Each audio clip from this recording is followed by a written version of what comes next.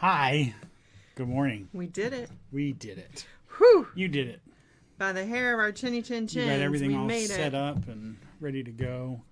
It's been a morning. I've actually been out in Dallas this morning, but I'm back now. You're back. I'm back. I'm going to have some coffee because I need it. Sorry, nobody's with us yet, so it's okay. Because we had told people we may be late. But here we are. Here we are. How are you? I'm good. Thank you for my coffee this morning. You're welcome. It was very kind of you to make coffee for me. Well, it's my pleasure. I know. I'll try to make it for you every day. Except the days that I don't. Yeah, those are sad days. Oh, goodness. No, Sad, sometimes sad. sometimes we have a pot made by our daughter-in-law. Occasionally. Occasionally. Good morning. It is Tuesday, June the 17th. 2025. Tomorrow would have been the last day of school for me when I was a kid. Like it was always June 18th was always the last of school, wasn't it? Ish. Yeah. 18th, if not even the 20th. Yeah. I remember, I think my senior year, they went to the 20th. I was out on the 6th. So. I was out on the 6th, but they lasted a little bit longer. Yeah. I don't remember how long I had to walk the halls without you there that year. Walk by your locker. About 2 weeks, it sounds like. 3 maybe. About that. I didn't have a locker at that point. You didn't. It was right outside my math room. And here we are. Still no lockers. No lockers. We could use them though. Right? Oh, goodness. So, That's one thing about houses in Texas that we learned moving down here. Y'all don't have nearly enough storage there's no space. storage. There's no storage. There's no storage. Like, there's no coat closet. But that's by why the you door. see storage setups, locations, Right? everywhere. Right. Everywhere. Because we don't have basements We don't have either, basements. which was a new thing for me because the basement in the house I grew up with was like, and most of them around there were fully furnished bedrooms. I mean, that's where our laundry room was. It's when we moved back, my family had turned it into an apartment, if you will, for Right. us and the boys. And basements were a thing. They're not a thing here. They're not a thing. Not a thing. I think they are a thing, but I think if you have a basement, you wish you didn't. Oh, really? Yeah, because the soil is very... That's why we have foundation repair companies everywhere. Yeah. Because the ground moves. Well, if you built into a hill, would that help it or no? I don't know. I think of the hill over at Spur 408 and I-20. Ew, where yeah. the hill just... Yeah. The side of the hill just sort of collapsed down the thing. Yeah. So, yeah, I don't know. It's... But yeah, closets were a thing They when say we moved into this house. The closet is very far away from the front door, and there's, They say the ground in Texas is like death row.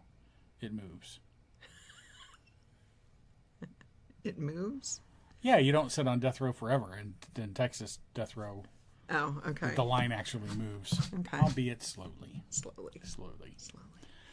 All right. So anyway, I'm Seth. I'm Tammy. We are the 4031 family. We are. We are. We am. are. We is. We evermore shall be. No, I don't. We are going to be using the Days of Praise devotions today from the Institute from Creation Research. Third time's the charm. There it goes. There we go. You can I go really to. did click that twice and it didn't do He did. anything. I heard him. You can go to that link below, www.icr.org/DOP, and you will receive this in your. You'll receive this in your mailbox. If you fill out the form. If you when fill out the form, And then yeah. click subscribe. It's not as simple as go to the link and suddenly it appears. it appears. Because you don't want it to do that if you hadn't told it your address. It's kind of like us knowing that you like our videos. We can't know unless you click the button. So do it now. Click the button. Right now. the Live button. or later. Click the button. Do it now. Click the button. Please. Slap like, they say.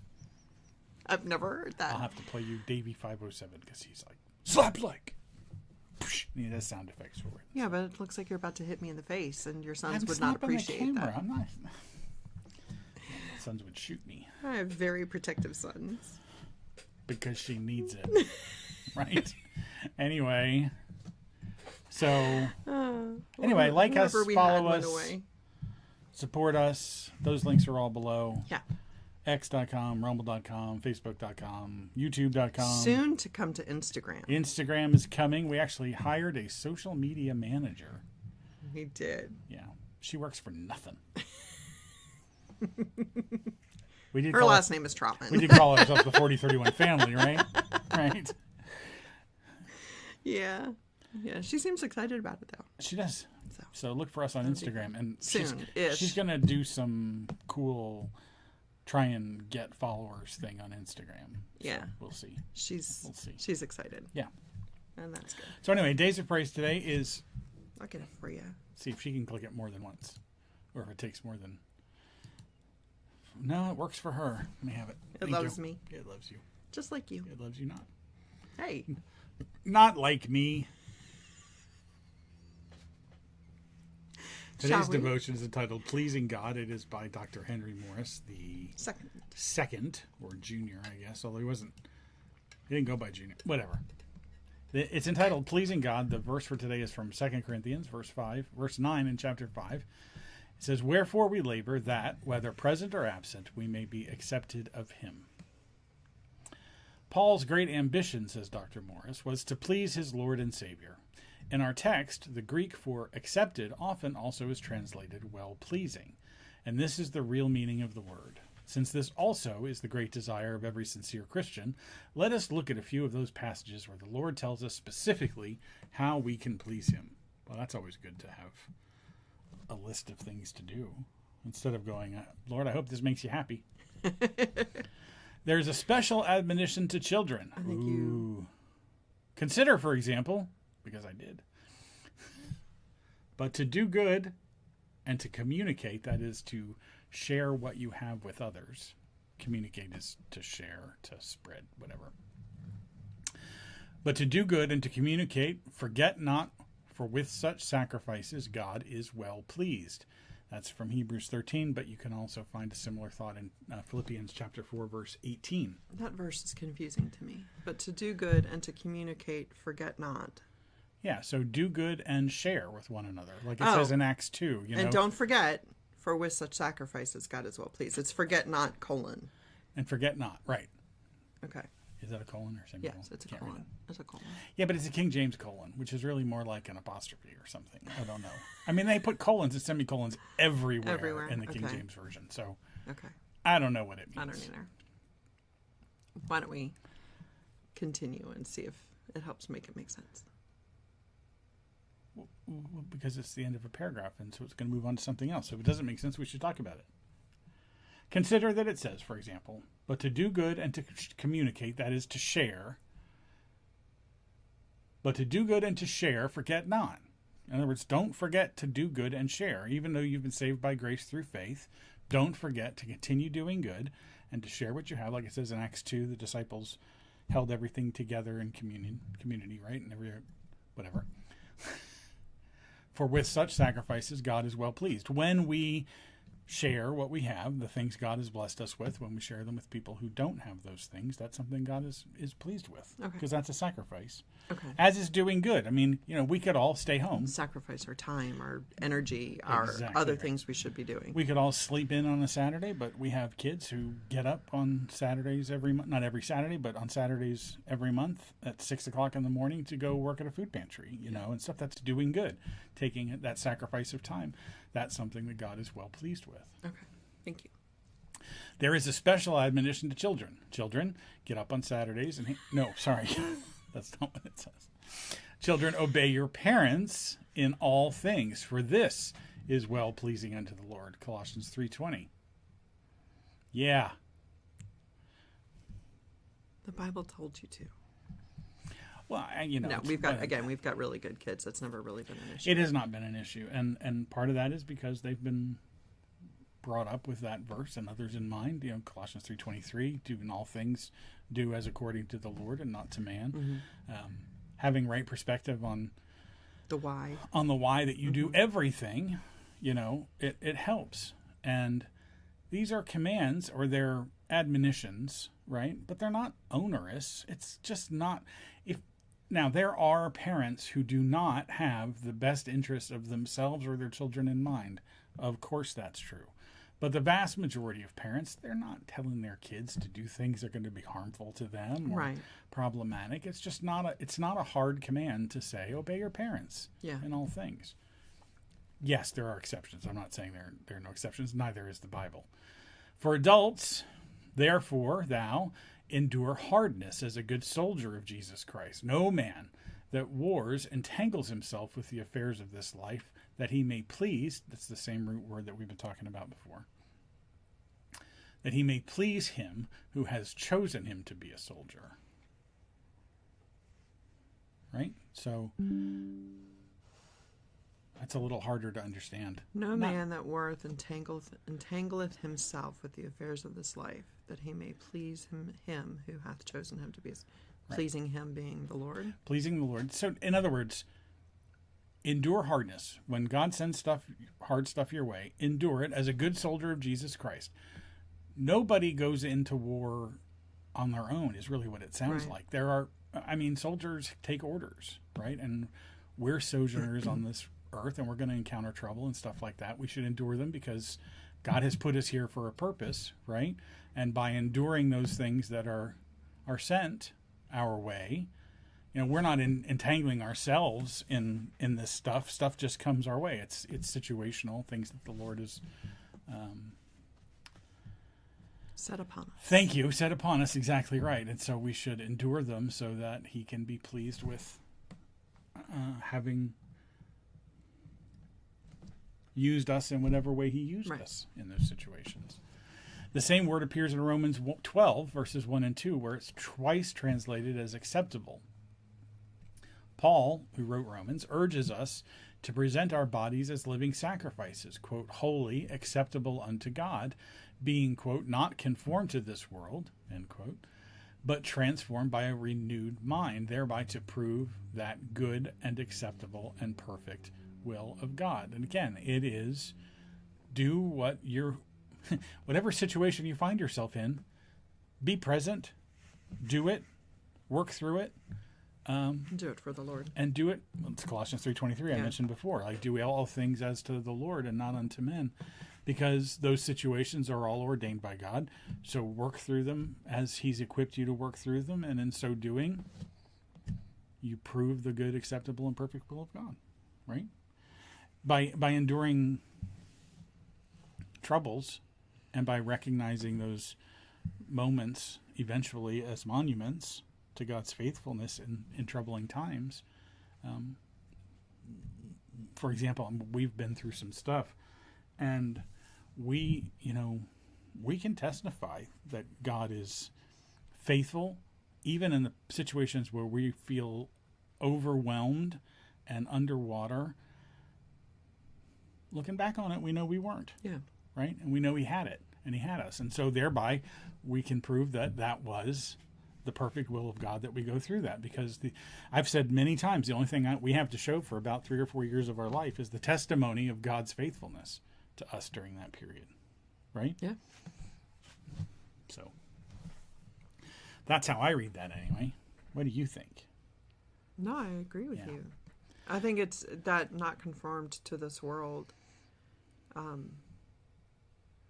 think that's really important. I think having that mindset of doing for him versus doing for self, or for that recognition in front of others.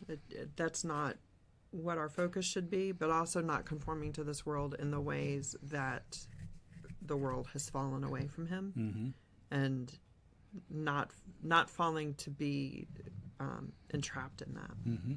Because it could be really easy to go the way of the world. Oh, sure. Yeah. I mean, go along to get along, right? Just do it. Think of all the things that our society says that we should do. When life hands you lemons, make lemonade, as opposed to shut up and eat the lemons and work through the situation. There's a word, I don't know what the Greek word is, but it's translated in the King James. I love it whenever I come across it, vainglory, where it talks about do things this way and not that way, and not for vainglory. In other words, any glory we get out of stuff we do for ourselves is just vanity. It's the wrong way, and it means nothing. Everything we do and say should be to glorify him. Right. And any glory we get out of stuff we do for ourselves is fleeting, passing, and just like the writer of Ecclesiastes says, vanity. It's all vanity. It's just a whisper in the wind, a flower slowly fading. Quickly fading. A candle in the wind. Sorry. Casting Crowns lyrics, or Mercy Me. Not, I mean, it started being Casting Crowns, but Candle in the Wind is not Casting Crowns. Candle in the wind. Oh, yeah, Candle in the Wind made me go to Elton John. That's not what I was doing. That's not what you're doing. Yeah. Right. Anyway, the common thread in these and other such passages is that in order to be pleasing to the Lord, we must be good stewards of all of our possessions and all of our days in serving him totally. That's what we've been saying, right? In all situations, realize that God put you in those situations For a reason. good or bad, positive or negative. And you may not know the reason why for quite a while. Correct. But come out the other side having been steadfast and persevering in your faith, and he will show you someday, maybe here, maybe there. He'll show you what he was at work doing. And the promise is, back in Romans 12, the promise is that it will prove the good, acceptable, and perfect will of God, that you go through those things when you go through them. It says in Romans 14, for he that in these things serves Christ is acceptable. And again, that's that word well-pleasing. Is acceptable or well-pleasing to God. This is our reasonable service, and it will be abundantly repaid if we hear him say in that day, well done, thou good and faithful servant. Matthew 25. Yep. Good stuff. Yeah. Yeah. Dead air. No, I no, mean, it's heavy. It's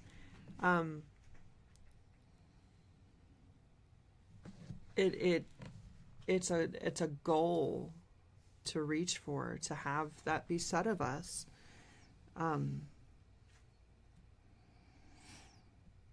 That he may find us worthy. well-pleasing / acceptable. Yeah. Like, yeah. You know, it's Not worthy in the sense of meriting salvation, right? That's not you. No, I'm worthy of his love. That he find us.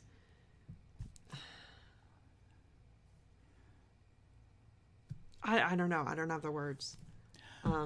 Yeah, it's hard because I know I know that what we do right. is not what grants us salvation. Right. That's a work he's done in us and our accepting of it and believing in him. How about this? To be who he is.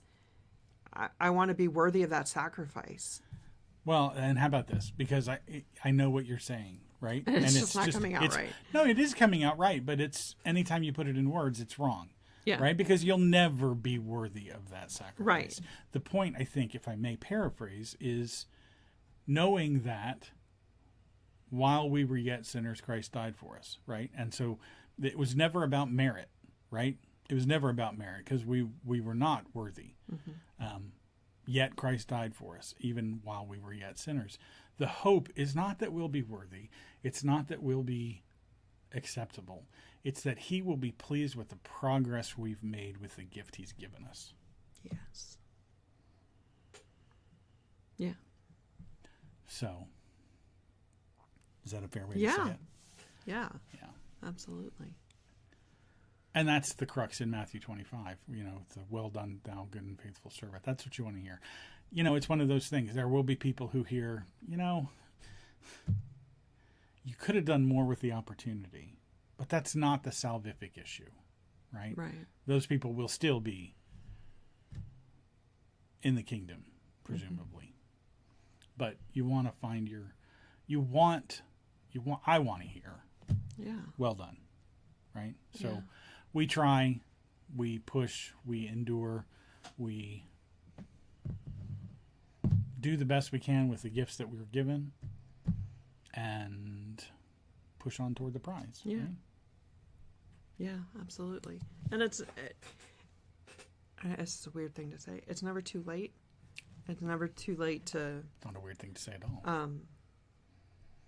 It's never too late to answer the call that God may put on your heart. Right. It's never too late to right wrongs. It's never too late until you die. Then it's too and then late. it's too late. Yeah. There will come a moment when it is too late.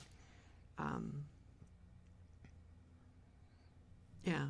But while it's not too late, if you found this video and are trying to figure out what the heck we're talking about, right? Or how can we know the things that we say that we know, and in the sense of understanding our salvation and our eternal state, then, I would say, I think needgod.com is still a site. You can go to needgod.com, read the gospel, read what the Bible tells us about the world that God made and what we did with it and where it is right now and what you're lacking and what you need, and then